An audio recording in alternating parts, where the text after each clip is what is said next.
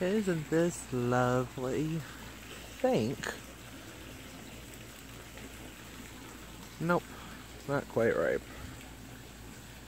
Almost. Fuzzy. Not what I was expecting.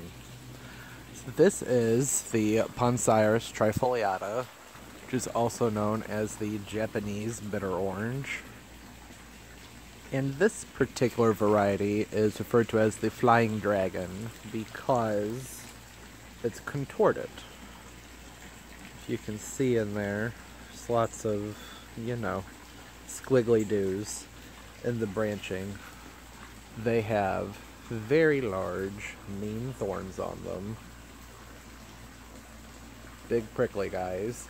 So, not great for a high traffic area, but these are good if you like birds, because it gives birds shelter.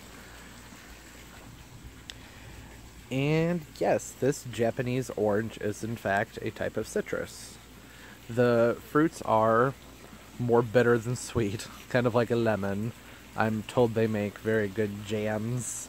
I've never done that. I have made an orange lemonade with it, and they were absolutely delicious. The best thing about this, though, I've had this plant growing here in the ground for, oh goodness, probably a good 5 to 10 years, and unprotected. And I live in zone 6. So this is the most hardy of the citrus family that I'm aware of. It's very low maintenance. In the springtime, it is covered with your typical citrus flowers, like on a lemon or an orange, that just intoxicate the entire yard. You step outside in the morning and it smells fantastic. And then throughout the rest of the year, well, up until they're ripe, they start growing their little oranges. And they're fun. It's semi-evergreen where I live. It loses most of its leaves, but the wood stays green. And you get to see all the neat shapes on it. All the crazy twists and turns and spikes and whatnot. So I don't really care that it's not evergreen. Okay, so in this particular orange, could use some more sun, I think. Maybe.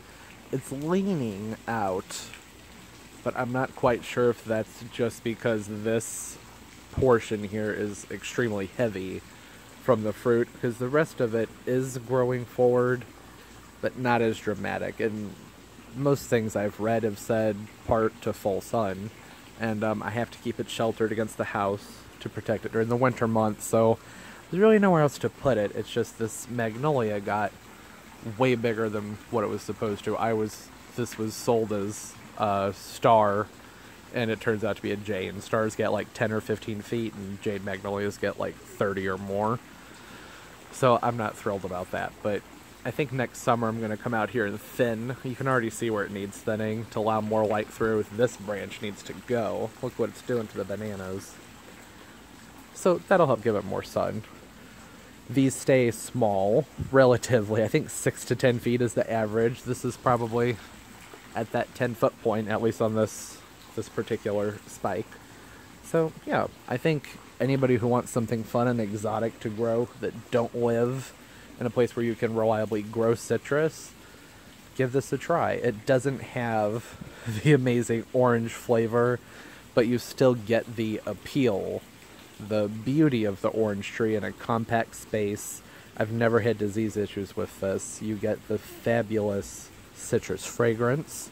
And I would think if you do live somewhere where you can grow citrus year-round, this would make a good potted option because it stays small, unlike lemons and oranges. There are varieties, plenty of varieties that stay small, but this stays extra small, and you just can't really tell from the lighting, but it has the coolest, most wicked branches. Yeah, I don't know. Give it a try if you like it.